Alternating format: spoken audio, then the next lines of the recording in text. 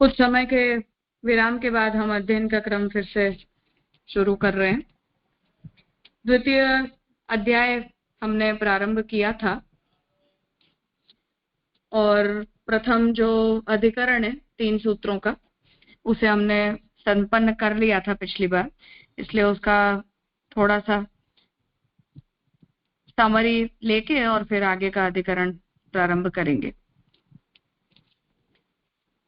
स्मृत्यनवकाश दोष प्रसंग, इस प्रथम अधिकरण के जो 3 सूत्र हैं, यहाँ प्रश्न ये उपस्थित हुआ था कि सांख्य योग आदि जो शास्त्र हैं उनकी भी स्मृति तुल्य प्रमाण रूपता सिद्ध है, क्योंकि ऋषियों के द्वारा प्रणीत है।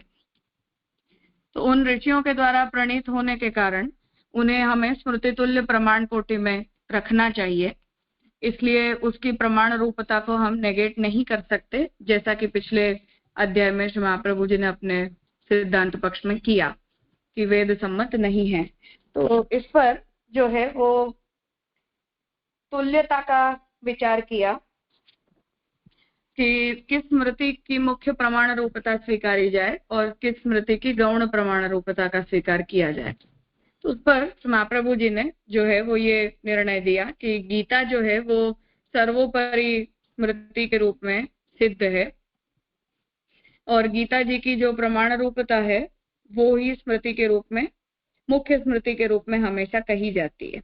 इसलिए जो सांख्य योग आदि मतों में ऋषियों ने जिस प्रकार के सिद्धांत का प्रवर्तन किया है, उसे यदि हम स्वीकार लेते हैं तो वेद के अंशों के साथ जैसे विरोध आता है, उसी तरह स्मृति के अंश के साथ, मतलब गीता वाक्यों के साथ भी विरोध प्राप्त होगा। और उस प्रकार का विरोध यदि प्राप्त होगा तो ऐसी स्थिति में फिर हम दोनों में से किसी एक को चुनेंगे तो डेफिनेटली गीता जी का जो प्रामाण्य है वो उपनिषद का अर्थ होने के कारण उत्तम है। फिर महाप्रभु जी ने जो है वो उपयोगिता का जो है वो वहां विचार किया कि कपिल आदि जो स्मृतियां हैं उन स्मृतियों का मनुस्मृति आदि की तरह मोक्ष के अंदर उनका उपयोग बताया गया है, क्योंकि वो आचार्य खुद तो यही कहते हैं कि सांख्य योग के ज्ञान के द्वारा जो है वो मोक्ष सिद्धि होती है, पुरुषार्थ सिद्धि होती है। तो उस प्रकार की पुरुषार्थ सिद्धि की मान्यता उन लोगों ने तो दी है, परंतु अन्य 3 पुरुषार्थों के अंदर उन स्मृति के वचनों की कोई योग्यता सिद्ध नहीं होती है और गीता वाक्य के साथ उसका विरोध होता है। इसलिए फिर दूसरे सूत्र में श्री महाप्रभु जी ने ये निर्णय दिया कि सांख्य स्मृति जो है वो इसीलिए वेद के मत का स्वीकार करने वाले आचार्यों को मान्य नहीं है, क्योंकि वेद और स्मृति कहीं भी प्रकृति के अतिरिक्त महत्त्व आदि का निरूपण हमें गीता जी के अंदर और उपनिषदों के अंदर प्राप्त नहीं होता है।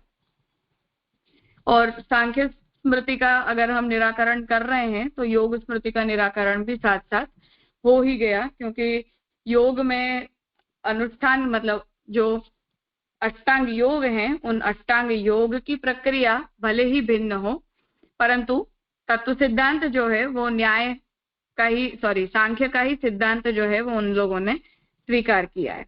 इसलिए कोई व्यक्ति अष्टांग योग मार्ग का यदि अनुसरण करता है तो उसे मोक्ष प्राप्त हो सकता है, जैसा महाप्रभु जी ने बालबोध में निरूपण किया है, परंतु उस स्थिति में तत्व ज्ञान जो है वो उसे ब्रह्म परक ही समझना पड़ेगा। सांख्य मत परक जो ब्रह्म ज्ञान है, जो प्रकृति पुरुष से उत्पत्ति मानते हैं और वहां ब्रह्म की कारणता का स्वीकार नहीं किया गया है, उस प्रकार के तत्व ज्ञान से यदि कोई व्यक्ति योग मार्ग का अनुसरण करेगा तो उसे ऐसे योग मार्ग का अनुसरण करने से मोक्ष की सिद्धि नहीं होगी। जिसके लिए मैंने ये बात कही थी कि महाप्रभु जी ने जो है वो बालबोध में इसीलिए अबाह्यतः इस पद का प्रयोग वहां किया है कि सांख्यो बहुविधः प्रोक्तः करके सर्वनिर्णय में भी महाप्रभु जी ने इस विषय में निर्णय दिया है। तो गीता जी के भागवत जी के 11 स्कंद में हम देखते हैं कि भगवान जब उद्धव जी को ज्ञान प्रदान कर रहे हैं तब वो उद्धव जी को जो है वो ये आज्ञा करते हैं कि ये जितने भी ज्ञान का प्रकार है वो सभी ज्ञान के प्रकारों में ऋषियों ने भिन्न भिन्न प्रकार से तत्व की गणनाएं की हैं। तो वो जो विविध प्रकार महाप्रभु जी बता रहे हैं वो सांख्यो बहुविधः प्रोक्तः की कोटि में ही आता है। पर महाप्रभु जी ने वहां यह निर्णय स्पष्ट दिया कि ब्रह्म की कारणता का स्वीकार तो वहां होना ही चाहिए, जैसा सर्वनिर्णय में महाप्रभु जी आज्ञा कर रहे हैं। तो अबाह्यतः पद का जो प्रयोग बालबोध में महाप्रभु जी ने किया है वो इस हेतु से किया है कि वो वेद मत के से सम्मत तत्वज्ञान यदि किसी व्यक्ति को हो तो उस प्रकार का सांख्य हमें स्वीकार्य है। जैसा भागवत जी में जो कपिल देव जी ने देवहूति जी के प्रति उपदेश किया, वहां हम उस सांख्य मत का स्वीकार वैदिक सांख्य मत के अंतर्गत करते हैं। और उसी प्रकार के ज्ञान से जन्य जो योग पद्धति है, अष्टांग योग का मार्ग है, उसका अनुसरण यदि कोई व्यक्ति करे तो उसे मोक्ष की सिद्धि होती है, अन्यथा नहीं होती है।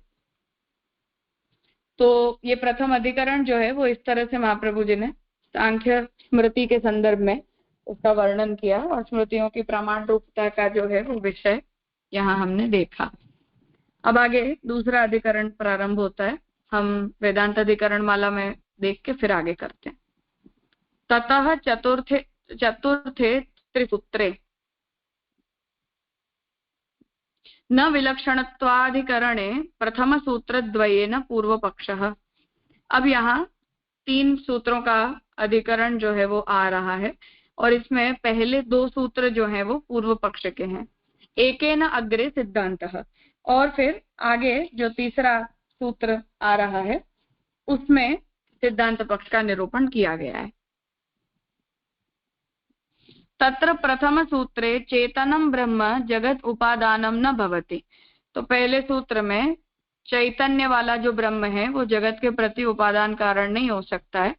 जगतो जड़त्वेन ब्रह्मणः तद विलक्षणत्वात्, क्योंकि जगत जो है वो तो जड़ है और ब्रह्म जो है वो चेतन है।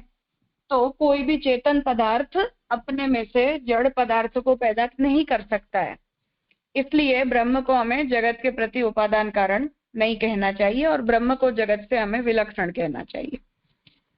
विलक्षणत्वस्य विज्ञानं च अविज्ञानं च इति श्रौत शब्दादेव प्रतीतेः इति उक्तम। और इस प्रकार की ब्रह्म की जो विलक्षणता है उसका निरूपण हमें श्रुति वचन से ही प्राप्त होता है। विज्ञानं च अविज्ञानं च, तो ब्रह्म विज्ञान मतलब ब्रह्म विरुद्ध धर्माश्रय है, तो उस प्रकार का ब्रह्म का जो स्वरूप है वो श्रुति में निरूपित है, इसलिए हमें ब्रह्म को जगत के प्रति उपादान कारण नहीं कहना चाहिए, ऐसा प्रथम सूत्र के अंदर पूर्व पक्ष उपस्थित हो रहा है। न विलक्षणत्वात् अन्यस्य तथात्वं च शब्दात्। न विलक्षणत्वात् मतलब ब्रह्म उपादान कारण नहीं है विलक्षण होने से। अन्यस्य तथात्वं, अन्यस्य मतलब जगतस्य, तो जगत उस प्रकार का है। च शब्दात्, शब्द मतलब वेद शब्द के द्वारा भी ये बात सिद्ध होती है।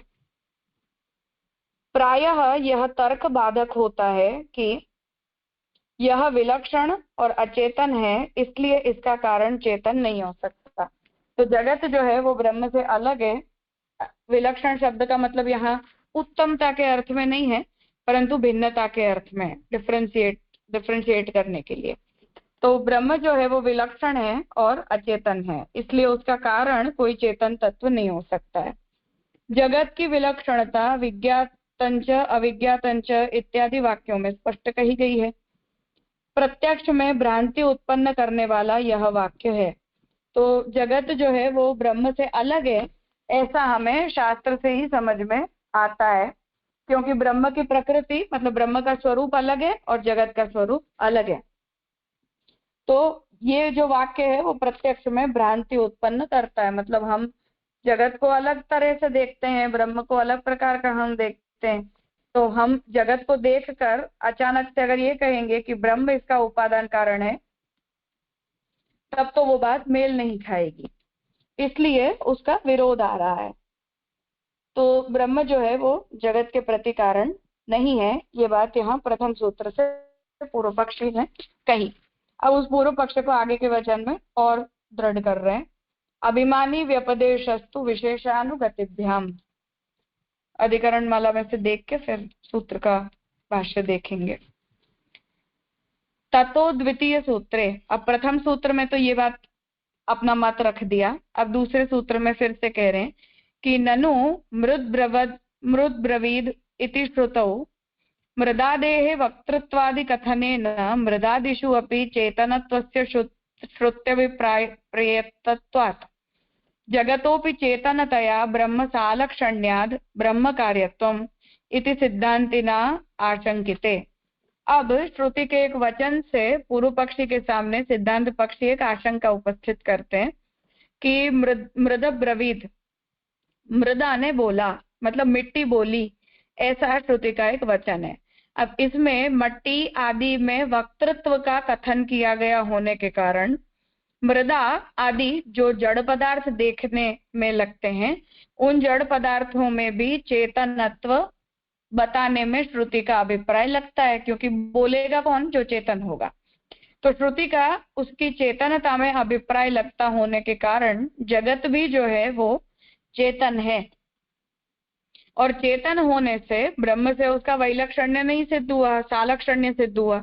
मतलब ब्रह्म भी अब चेतन हो गया और जगत के पदार्थों में भी चेतनत्व हो गया, इसलिए ब्रह्म कार्यत्वम, इसलिए जगत जो है वो ब्रह्म का कार्य है। इति सिद्धांतिना आशंकित, ऐसा अगर सिद्धांती पूर्व पक्षी के सामने आशंका उपस्थित करता है तो पूर्व पक्षी फिर से अपने पूर्व पक्ष को यहाँ और ज्यादा दृढ़ कर रहा है। अत्र मृदाद्यभिमानिनी देवतैव वक्तृत्वादि रूपेण व्यपदिश्यते। तो यहाँ मृदा आदि के अभिमानी जो देवता हैं, उन्हीं के अंदर वक्तृत्व आदि का व्यपदेश किया जा रहा है, मतलब उन्हीं में वक्तृत्व धर्म बताया जा रहा है।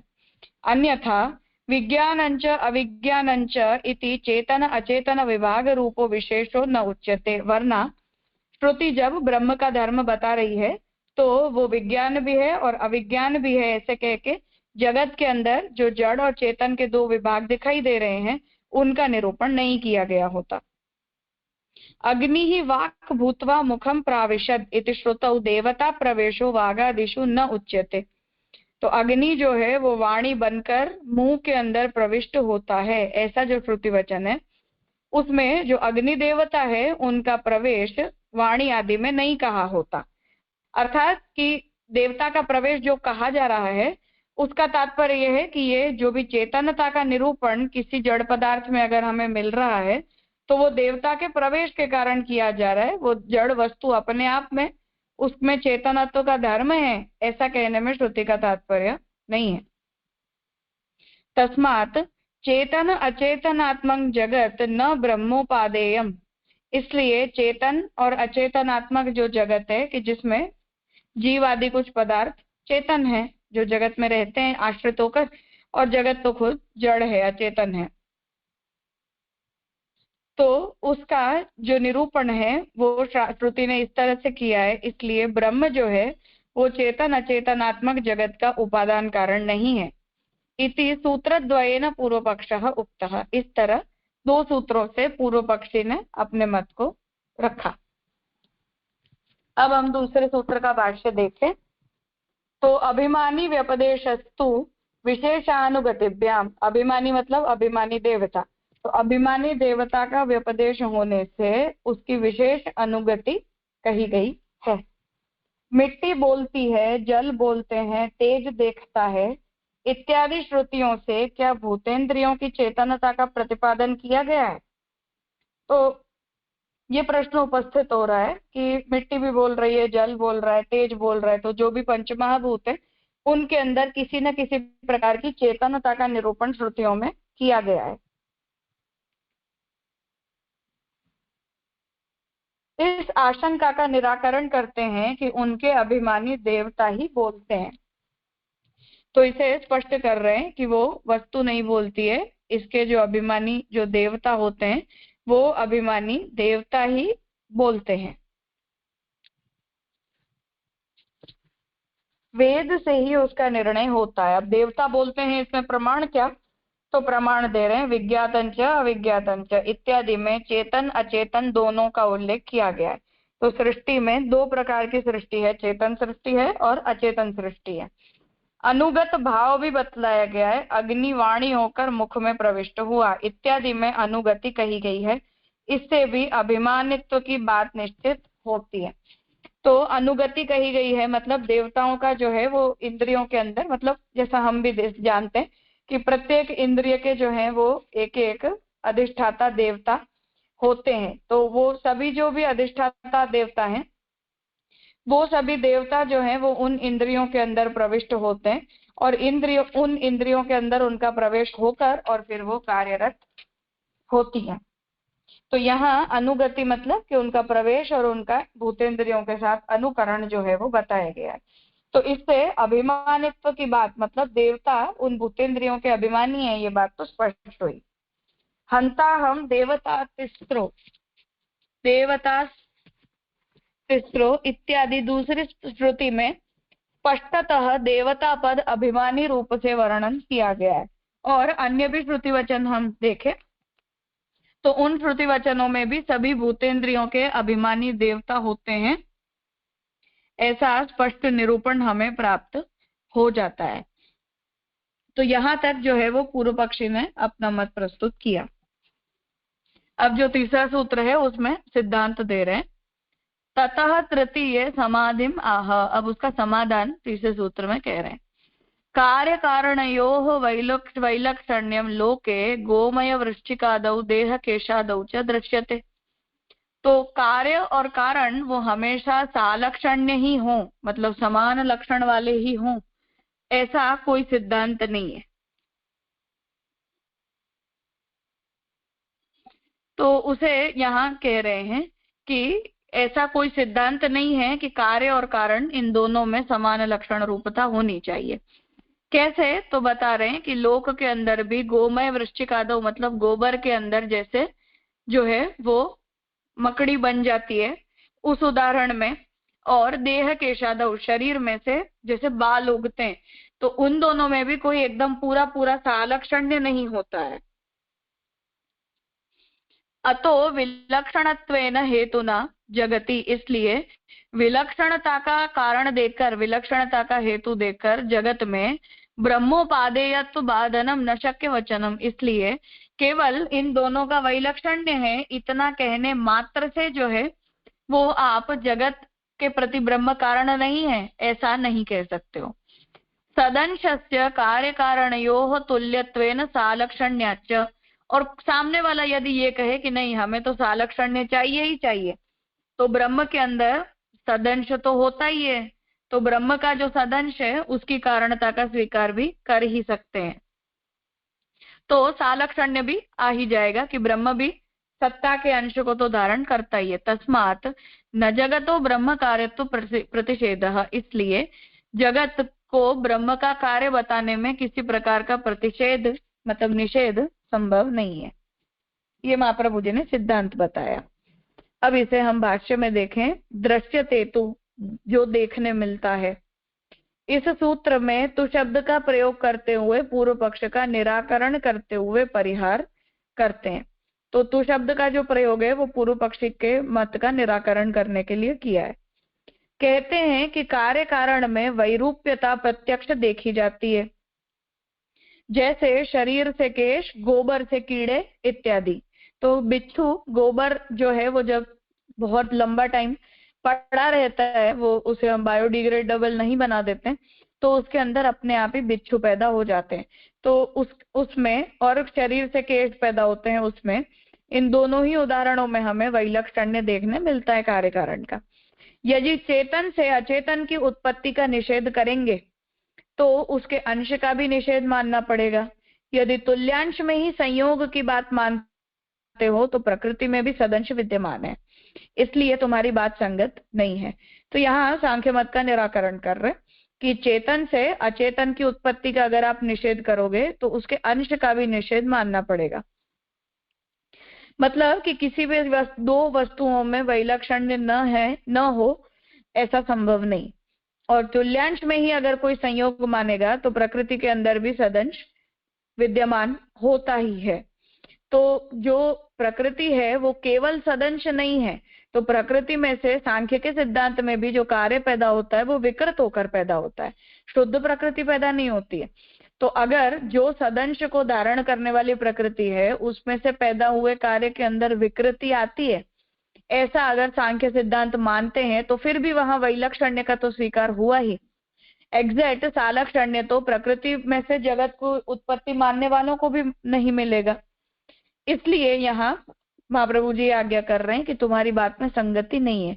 तो अगर प्रकृति में से विकृत तत्व पैदा हो सकता है और वहां वैलक्षण्य और सालक्षण्य वाली बात पर अगर आप बदल जाते हो, तो ऐसी स्थिति में हम भी वैलक्षण्य और सालक्षण्य का इसी प्रकार से विधान कर सकते हैं कि ब्रह्म जो है उनके सदंश में से जगत उत्पन्न होता है, और हर पूरा पूरा सालक्षण्य जो है वो हमें वहां न भी मिले तो ब्रह्म के सदंश का सालक्षण्य हमें वहां मिलेगा। ये यहाँ महाप्रभु जी ने आर्ग्यूमेंट दी और ये अधिकरण यहाँ पूरा हुआ। कुछ पूछना है?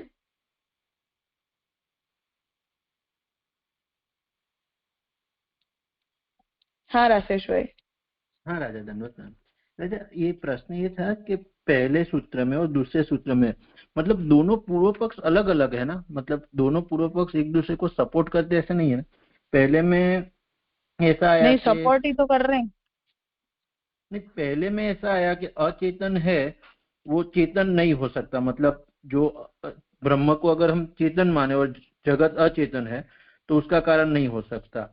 और दूसरे में जितने जड़ है उसका चेतनत्व दिखा रहे हैं ना।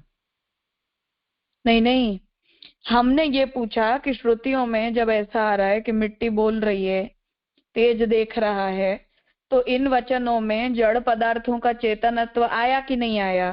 तो पूर्व पक्षी ने कहा कि वो जड़ पदार्थ का चेतनत्व नहीं आया, वो तो देवताओं, अभिमानी देवताओं के लिए कहा गया है। तो वो तो अपनी आर्ग्यूमेंट को सपोर्ट कर रहे हैं। अच्छा, जो पहला पूछ रहे हैं वो हम पूछ रहे हैं, मतलब वापिस पूर्व पक्ष का पूर्व सिद्धांति पक्ष ने पूछ पूछा है। रहे हैं। अच्छा अच्छा, हाँ, हम्म। अच्छा अच्छा, हाँ।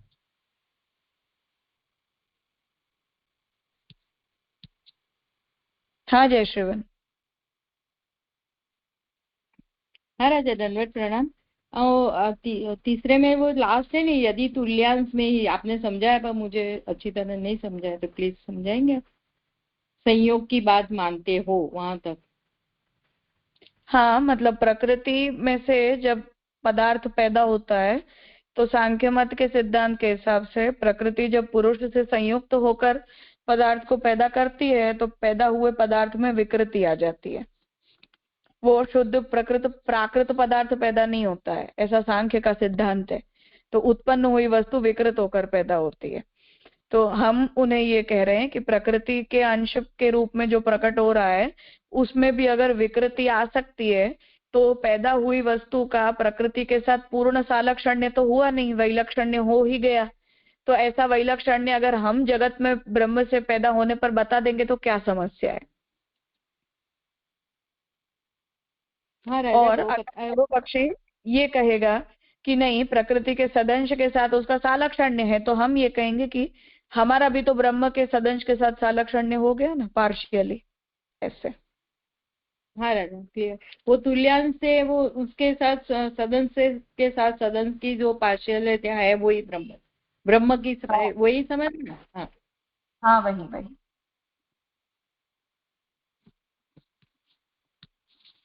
हाँ भावना बहन। हाँ जी जी, दंडवत प्रणाम। आपने जो द्वितीय सूत्र का अर्थ बताया ना, वो मुझे वापस बोलो ना, मैं समझ नहीं आया। अभिमानी व्यपदेश शास्त्र। अभिमानी शब्द का मतलब है पदार्थ अभिमानी देवता। व्यपदेशस्तु मतलब कि अभिमानी देवता का व्यपदेश होने से विशेषानुगतिभ्याम, इसलिए विशेष अनुगति उन भूतेंद्रियों की देखने मिलती है। अच्छा, हाँ आप समझ गए। दंडवत प्रणाम।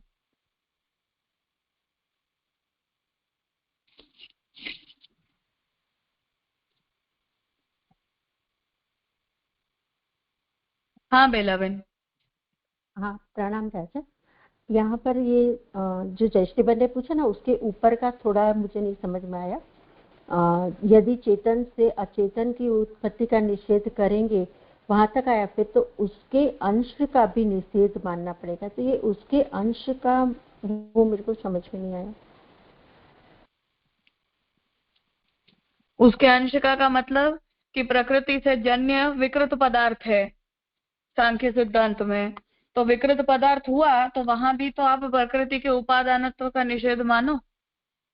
वैलक्षण्य आ जाने के कारण विकृति आई है तो वैलक्षण्य आ गया ना, सालक्षण्य कहाँ रहा। हाँ हाँ हुआ। हाँ राजा, प्रणाम राजा। तो जगत का में ब्रह्म के उपादानता का निषेध मानोगे तो प्रकृति के भी उपादानता का निषेध मान लो ना, फिर ऐसा इक्वल। हाँ जी राजा।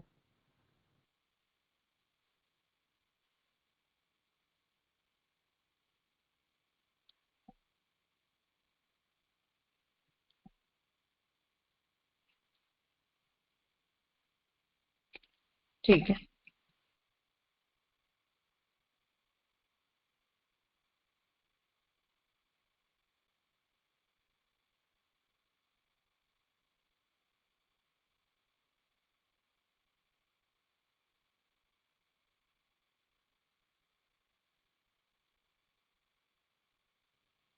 हाँ स्वाति बहन। हाँ प्रणाम राजा।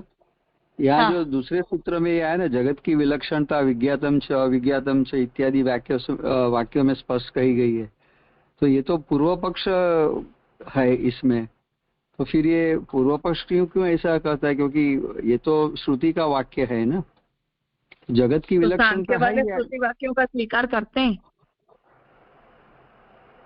अच्छा, ब्रह्म को न मान के। हाँ मतलब अच्छा, ब्रह्म परक जो कुछ भी है वो सब कुछ पुरुष परक है, ऐसा मत है। अच्छा ओके। तो फिर अच्छा मीन्स फिर उसको फिर श्रुति के तुल्य, श्रुति वचन के इक्विवेलेंट मानेंगे, क्योंकि श्रुति तो ब्रह्म का निरूपण करती है। हाँ तो वो लोग उसे इंटरप्रेट पुरुष के अर्थ में कर लेते हैं ना। अच्छा ओके।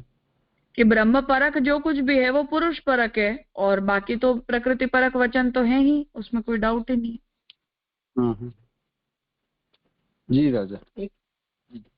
तो जैसे शंकर मत वाले भाग त्याग लक्षणा करते, वैसे ये शब्द त्याग लक्षणा करते, ऐसे कर सके? नहीं, कुछ भी नहीं करते, इंटरप्रिटेशनल डिफरेंस है और कुछ नहीं। अच्छा अच्छा। नहीं, ब्रह्म की जगह प्रकृति या पुरुष को मानते, सॉरी प्रकृति नहीं पुरुष को मानते, तो शब्द को अपनी तरह से लगा रहे हैं ना, ऐसे? नहीं, शब्द अपनी तरह नहीं लगा रहे हैं, श्रुति में भी ब्रह्म को पुरुष कहा गया है। हम भी तो ब्रह्म को पुरुष कहते हैं ना, पर अब वो पुरुष का स्वरूप अलग तरह से स्वीकार लेना वो एक अलग बात है कि आप पुरुष को किस तरह से व्याख्यायित करते हो। बाकी पुरुष का निरूपण तो श्रुति ने किया ही है। ओके जी राम।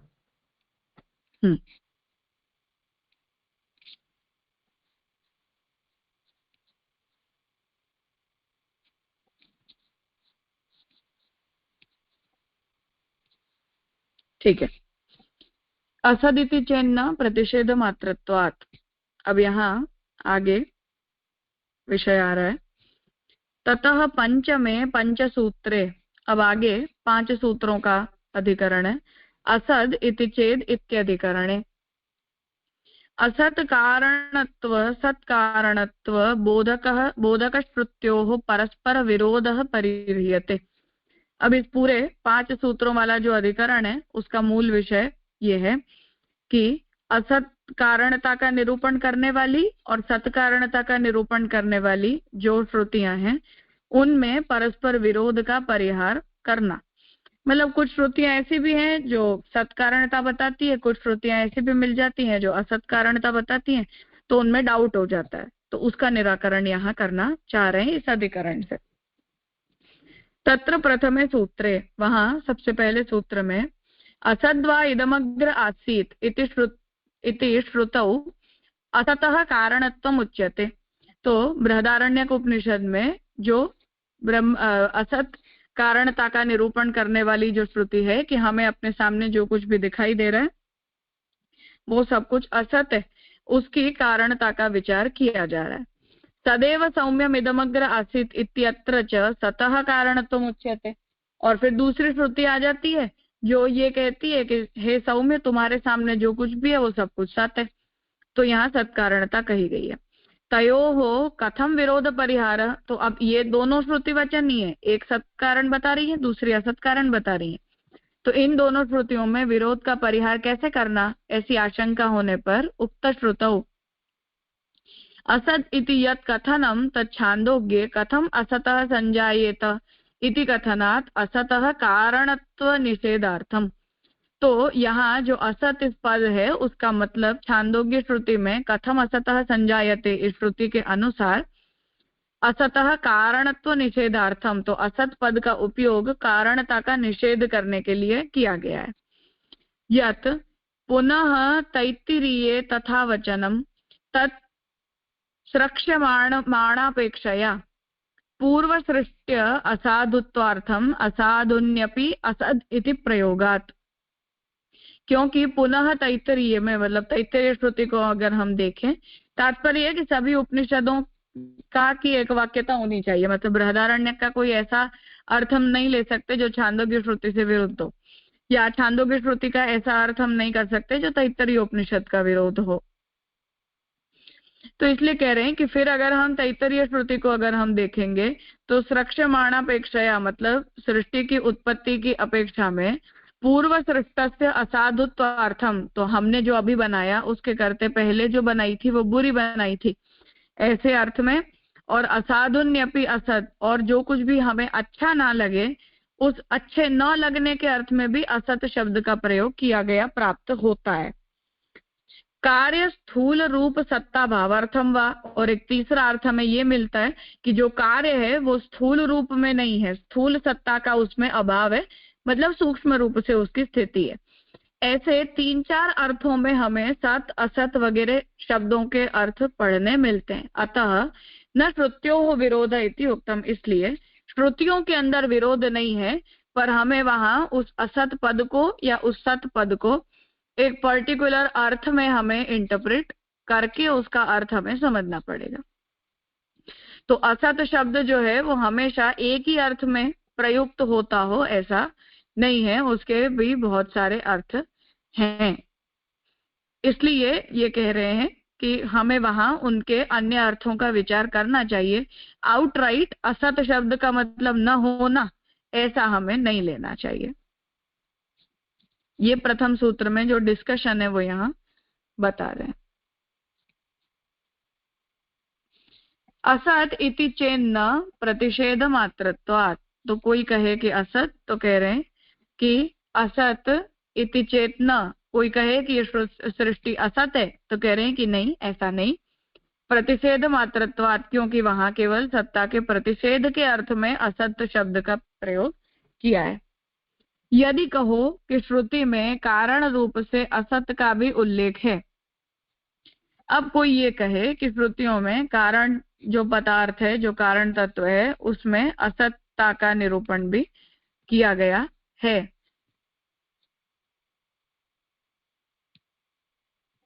तो कह रहे हैं कि वो केवल प्रतिषेध के लिए ही है, मतलब कि उसका तात्पर्य है कि असत से सृष्टि कैसे हो सकती है। तो वहां जो असदेव इदमग्र आसीत ऐसा कह के पहले श्रुति में ये कहा कि यहाँ तुम्हारे सामने जो कुछ भी है वो सब कुछ तो असत है। फिर उसी श्रुति ने जो है वो ये प्रश्न उठाया कि कोई असत पदार्थ कारण कैसे हो सकता है, तो फिर जो गुरु है वो ये कहते हैं कि हाँ सही बात है, इसलिए तुम्हारे सामने जो कुछ भी है वो सब कुछ सत्य है। तो वो क्या कारण बताया जा रहा है कि असत, ये सब कुछ हमारे सामने जो है वो सब कुछ असत है, ऐसा जो श्रुति में कहा गया है वो केवल प्रतिषेध के अर्थ में कहा गया है। किसी भी वस्तु को जो है वो उसका प्रतिषेध मतलब सत्ता का प्रतिषेध करने के लिए जो है वो ये बात कही गई है। वहां उसका जो तात्पर्य है वो सत्ता के निषेध में नहीं है।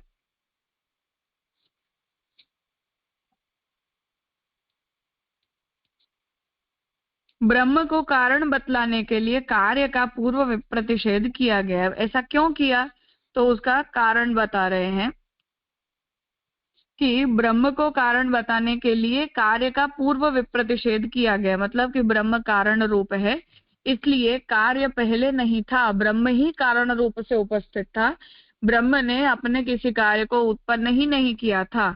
उसी अर्थ में जो है वो यहाँ सब कुछ असत था ऐसा कहा गया है। उस असत कहने का अर्थ कारण ही असत था ऐसा तात्पर्य नहीं है, ये प्रथम सूत्र में कहा।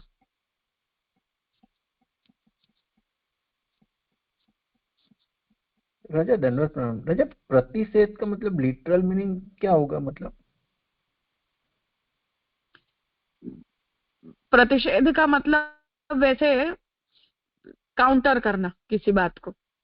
हम कॉन्टेक्चुअली जब किसी बात को काउंटर करते हैं तो प्रतिषेध शब्द यूज, निषेध नहीं पर प्रतिषेध। तो कोई ये कहेगा तुमने किया, मैंने कहा नहीं बताऊंगी। अब ये नहीं बताऊंगी जो है वो निषेधार्थक नहीं है, प्रतिषेधार्थक है, क्योंकि मैंने केवल कॉन्टेक्चुअली नहीं बताऊंगी ऐसा कहा है। हाँ हाँ राजा। और विप्रतिषेध मतलब हम बता रहे हैं उसका भी। हाँ, विप्रतिषेध का मतलब यही है कि हम उस बात को संदर्भानुसारी इंटरप्रेट करें। शब्द का मात्र शब्द जो है उसके लिटरल अर्थ को लेकर उसे हम इंटरप्रेट ना करें। हाँ हाँ राजा, क्लियर हो। प्रणाम राजा।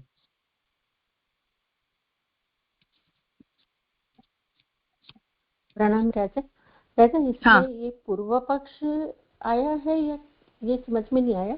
ऐसा कहा कि यदि कहो कि श्रुति में कारण रूप से असत का भी उल्लेख है, तो फिर नीचे कहते हैं कि ब्रह्म को कारण मतलब ब्रह्म का निषेध नहीं है पर उसके कार्य का पूर्व का विप्रतिषेध किया गया है। तो ये साथ में जवाब भी है, ये समझ में नहीं आया। हाँ, पूछा हमने, जवाब दे दिया। अब उसके बाद पर दोबारा पूछ लेंगे, फिर से हम जवाब दे देंगे। Continuous argument. ओके, इसलिए यहाँ ऊपर प्रश्न है और फिर उसका जवाब भी साथ में आ ही गया है। ओके। हाँ हाँ। प्रणाम राजा।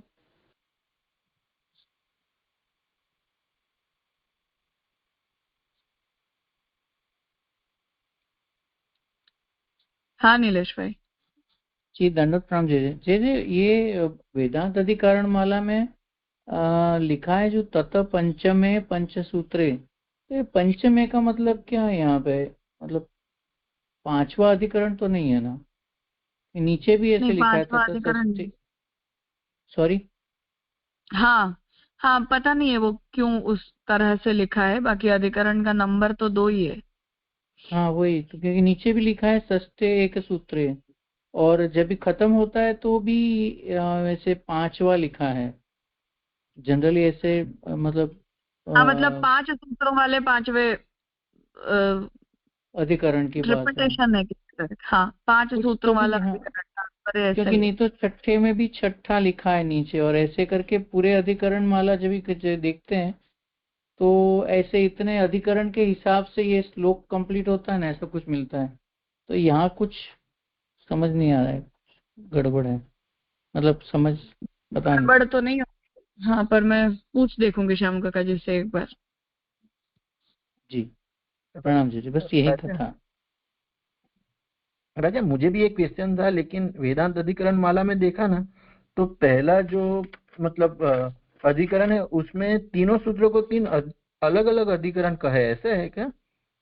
त्रिनियतानि प्रत्येकम अधिकरण नीति पास्य, मतलब यहाँ पे हम ये अंदर जो बुक है उसमें 2 अधिकरण और तीसरा अधिकरण ऐसा दिखा रहा है, लेकिन वेदांत अधिकरण माला के पहले दूसरे तीसरे में कुछ पुरुषोत्तम जी अलग काउंट कर रहे हैं, ऐसा कुछ है। मुझे भी ये डाउट हुआ था, लेकिन मैंने पहला अटेंड नहीं किया था ना, इसलिए क्वेश्चन नहीं पूछा। नहीं, तब तो वही था कि एक ही में कंटिन्यूअसली 3 आर्ग्यूमेंट हैं, तो वो तो पहला अधिकरण में तो स्पष्ट ही थी ये बात। इसमें कुछ ऐसा है, उसका मतलब संस्कृत नहीं आता। त्रिनियतानि प्रत्येक अधिकरण नीति भाष्य प्रकाशात अवगंतव्यम, फिर सीधा चतुर्थे लिखा है, मतलब पुरुषोत्तम जी फिर। हाँ, मतलब वो वही कहना चाह रहे हैं कि पुरुषोत्तम जी का जो भाष्य के ऊपर प्रकाश टीका है उससे ऐसा समझ में आ रहा है कि पुरुषोत्तम जी ने तीनों को अलग अलग अधिकरण माने, पहले जो 3 सूत्र चल रहे हैं उन्हें। पर ये अधिकरण माला में ये स्पष्टता पुरुषोत्तम जी ने नहीं की है। अच्छा, हाँ, इसलिए हाँ, तो अधिकरण में, यहाँ अधिकरण माला में ये स्पष्टता पुरुषोत्तम जी नहीं कर रहे, पर भाष्य के ऊपर जो प्रकाश है वहां पुरुषोत्तम जी ने ऐसा लिखा है। अच्छा, इसलिए हम पुरुषोत्तम जी 5वां अधिकरण गिन रहे हैं, लेकिन इस पर हाँ, यहाँ मतलब तीसरा अधिकरण जा प्रकाश रहा है, ये टीका गलत के है। हिसाब से अगर जाएंगे तो ऐसा कह सकते हैं, पर अधिकरण माला में ऐसी स्पष्टता नहीं है, तो वो उस टाइप का कुछ कंफ्यूजन है इसमें। हाँ हाँ राजा।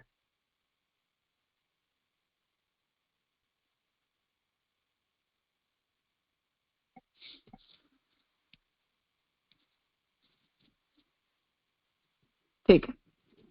अपि तौ तद्वत् प्रसंगाद असमंजसम। अब आगे यहाँ दूसरा सूत्र आ रहा है। ततः द्वितीय सूत्रे ब्रह्म कारणवादे पूर्व पक्ष उच्यते। अब दूसरे सूत्र में ब्रह्म कारणवाद के संबंध में पूर्व पक्ष उपस्थित हो रहा है। ब्रह्म कारणवादे यदा कार्यस्य ब्रह्मणि लयः, तो ब्रह्म कारणवाद का अगर हम स्वीकार करते हैं तो जब कार्य का, जगत का ब्रह्म में लय होता है, तदा कार्य धर्माः परिच्छिन्नत्व अशुद्धत्वादयो, तो कार्य धर्म जगत के जितने भी धर्म है वो तो परिच्छिन्नत्व है, अशुद्धत्व आदि जो जगत के धर्म है वो ब्रह्मणि भविष्यन्ति, तो वो सब ब्रह्म के अंदर जाएंगे। इति असंगतम ब्रह्म कारणत्वम, इसलिए ब्रह्म की कारणता असंगत है। एवं शंका करणात्, इस प्रकार की शंका की। ततः अग्रिमेषु तत्परिहार उक्त, और फिर तीसरे सूत्र में इसका परिहार किया जाएगा। मतलब द्वितीय सूत्र में केवल ये शंका उपस्थित की जा रही है। अपि इतौ तद्वत् प्रसंगात, अपि इतौ मतलब जो यहाँ है वो ब्रह्म में जाएगा, ऐसा होने से असमंजस उपस्थित होता है। पूर्व पक्ष कहता है कि कार्य का जब कारण में लय होता है तो फिर वही समस्या सामने आती है। तो पूर्व पक्षी ब्रह्म कारणवाद के अंदर दोष दिखा रहा है कि हम ब्रह्म को यदि उपादान कारण के रूप में स्वीकार लेते हैं तो जब इस सृष्टि का लय होता है तब प्रॉब्लम होती है। स्थूल सावयव परिच्छिन्न अशुद्ध सृष्टि, तो सृष्टि के जो धर्म है वो ये है कि सृष्टि जो है वो स्थूल है, सावयव है मतलब अवयवों से युक्त है, परिच्छिन्न है और अशुद्ध है। ऐसी सृष्टि उस सूक्ष्म निरवयव अपरिच्छिन्न शुद्ध ब्रह्म में कैसे लीन होती है? तो ऐसी सृष्टि जिसका ब्रह्म से विरुद्ध धर्म है वो ब्रह्म में लीन कैसे होगी? यदि होती है तो परमात्मा उसके संबंध से दूषित होता है। अगर सृष्टि लीन हो रही है ऐसा अगर हम कह देंगे तो वो सभी जो भी बुरे धर्म है वो सब बुरे धर्म हमें ब्रह्म के अंदर जो है वो बताने पड़ेंगे। यदि होती है तो परमात्मा उसके संबंध से दूषित होता है। इस प्रकार ब्रह्म कारणवाद में असमंजस उपस्थित होता है। तो उसका दोष जो है वो यहाँ पूर्व पक्षी ने बताया। अब उसका समाधान जो है वो आगे के तीसरे सूत्र में दे रहे हैं। ततः तृतीय, हाँ जी, सावयव का मतलब यहाँ पे क्या क्या ले सकते हैं? विथ लिम्स, अवयव युक्त होना। अच्छा, मतलब वो सर्वत्र पाणीपाद जैसे बोलते हैं वही, वो टाइम के संदर्भ की बात है? वो तो ब्रह्म होता है ऐसा। अच्छा, सॉरी, हाँ हाँ, ये तो जगत जो है वो सावयव है ऐसा कहना चाह रहे हैं। ओके।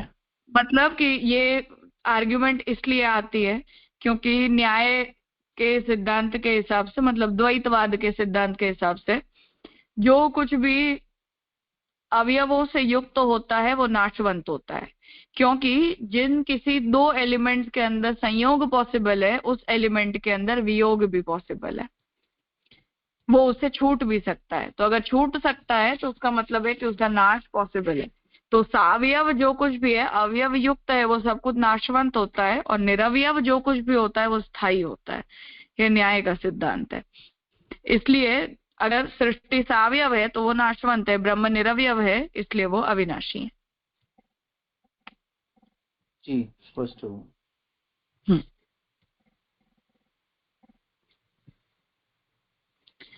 5 प्रकार के संयोग जो है वो न्याय संबंध जो है वो न्याय में माने गए हैं। उसमें एक संबंध संयोग संबंध होता है। तो संयोग संबंध से वो ये सिद्धांत बनाते हैं कि जो कुछ भी संयुक्त हो सकता है वो कंपल्सरीली उसमें वियोग होता ही होता है। जैसे 2 परमाणु, तो परमाणु जितने भी, क्योंकि सृष्टि की उत्पत्ति वो लोग परमाणु से मानते हैं, तो जो मुख्य अणु होता है वो तो एक होता है, वो अविभाजित होता है। फिर वो 2 अणु एक दूसरे से मिलते हैं और ऐसे 2 से 3 जो साइंस का सिद्धांत है एटम का, उस तरह से। तो वो जब एटम सब एक दूसरे से जुड़ते जाते हैं तो जुड़ते जुड़ते वो सृष्टि बनते हैं। तो उन सभी कंपोनेंट्स ये ही अवयव है। अवयव का मतलब हाथ पैर आंख नाक कान नहीं, पर एटम्स के कंपोजिशन।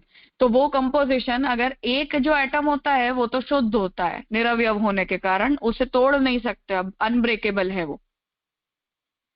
पर एक से फिर 2 3 4 मिलके सृष्टि में जो कुछ भी यूनिसेल्युलर से मल्टीसेल्युलर बनता है, वो मल्टीसेल्युलर जो कुछ भी है वो सब कुछ नाशवंत है। और जैसे अमियोबा है वो यूनिसेल्युलर होता है, इसलिए वो कभी भी खत्म नहीं होता है नेचुरली।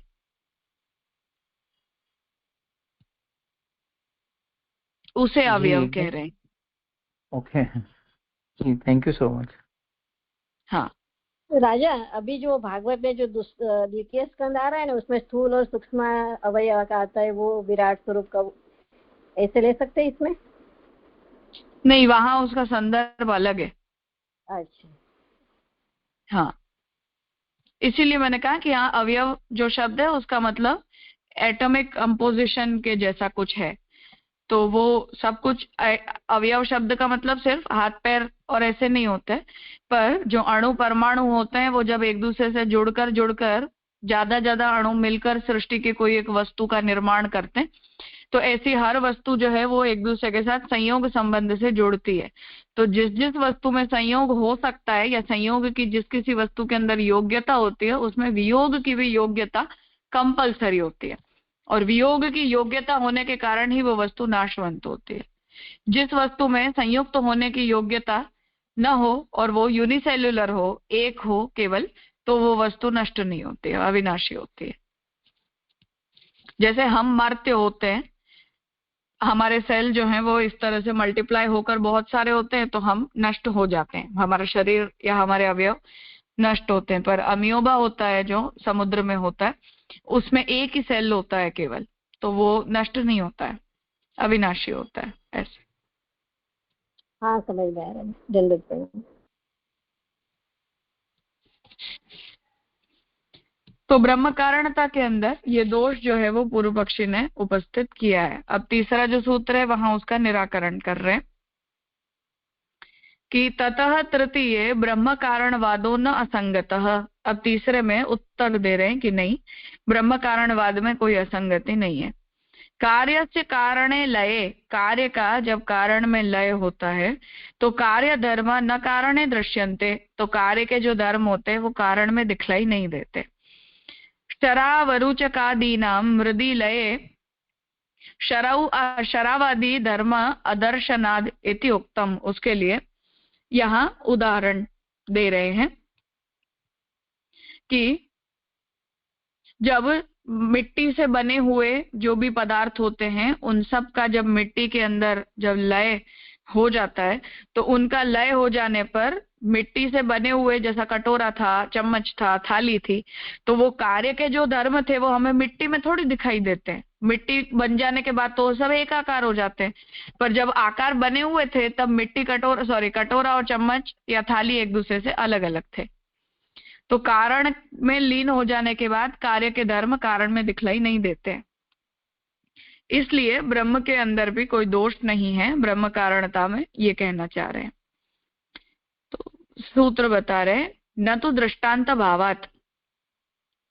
तो अब यहाँ इस बात को कह रहे हैं कि नहीं, ऐसा नहीं। क्यों? क्योंकि दृष्टांत होने से, भावात में भवती का मतलब होना, तो दृष्टांत भावात मतलब दृष्टांत होने से। कैसा दृष्टांत? जो पूर्व पक्षी के द्वारा खड़ी की गई आपत्ति का निवारक है। हमारे दर्शन में थोड़ा भी असामंजस्य नहीं है। तो महाप्रभु जी कह रहे हैं कि नहीं, ऐसी कोई कंफ्यूजन हमारे मत में नहीं है। अपने पक्ष के स्थापन और पर पक्ष के निराकरण का भाव जब मन में रहता है तो सही बात नहीं निकलती। तो महाप्रभु जी यहाँ उन्हें काउंटर कर रहे हैं सांख्य वालों को कि आप लोग जो है वो केवल हमें खंडन करने की वृत्ति से कुछ बातें बोल रहे हो, लॉजिकली तुमने सोचा नहीं है कि तुमने जो आर्ग्यूमेंट दी वो ठीक है या नहीं। उत्पन्न वस्तु जब अपने कारण में लय होती है तब कार्यावस्था की विशेषताओं का उससे कोई संबंध नहीं रहता। तो महाप्रभु जी कह रहे हैं कि ये तो बहुत प्रत्यक्ष से ही हमें ये बात समझ में आ जाती है। मिट्टी के प्याले और सुवर्ण के आभूषण आदि में ये बात प्रत्यक्ष देखी जा सकती है। तो उदाहरण दे रहे हैं कि मिट्टी का बना हुआ जो प्याला होता है, जिसके लिए पुरुषोत्तम जी ने शर शब्द का प्रयोग किया है, तो प्याला या गिलास जो उसे कहो, और सोने से बने आभूषण वगैरह में स्पष्ट रूप से हमें ये बात देखने मिलती है कि वो पिघल जाते हैं या मिट्टी में टूट जाते हैं, फिर वो मिट्टी मिट्टी बन जाते हैं। हमारी दृष्टि में ये दृष्टांत परिलक्षित होते हैं, क्या आपकी समझ में नहीं आते? तो महाप्रभु जी यहाँ पूर्व पक्षी की तरह बोल रहे कि हमें इस दृष्टांत से ये स्पष्ट समझ में आ रहा है कि कारण में लीन हो जाने के बाद कार्य के धर्म रह नहीं जाते। तो क्या आपको इतनी बात समझ में नहीं आती है? ऐसे आर्ग्यूमेंट यहाँ महाप्रभु जी दे रहे हैं। जैसे पहली बार शायद महाप्रभु जी ने ऐसे शब्द वापरे ना, भवथा नहीं, परम प्रथमाध्याय में भी एक दो जगह शंकराचार्य जी को बोला था। पर हाँ, पूरे भाष्य में महाप्रभु जी का टोन बहुत माइल्ड है। दो तीन जगह ऐसी है जहाँ महाप्रभु जी को थोड़ा सा गुस्सा आ जाता है। ओवरऑल कोई इतना वो मेजर नहीं है। हम रामानुजाचार्य जी का, मध्वाचार्य जी का भाष्य देखें तो वो बहुत बोल्ड है महाप्रभु जी की लैंग्वेज के कंपैरिजन। अच्छा, हाँ, लास्ट टाइम अपनी बात हुई थी। हाँ, वो लोग बहुत गुस्सा हो जाते हैं, महाप्रभु जी को उतना क्रोध नहीं आता है। पर यहाँ मतलब संस्कृत में पढ़ता है तो बहुत अच्छा लगता है, भवताम पर न दृष्टोन्तस्ति। हाँ, आप लोगों को दृष्टांत नहीं समझ आते। हम ट्रांसलेट करते हैं तो बोल्ड हो जाता है। महाप्रभु शांति से बात कर। जी, प्रणाम जी।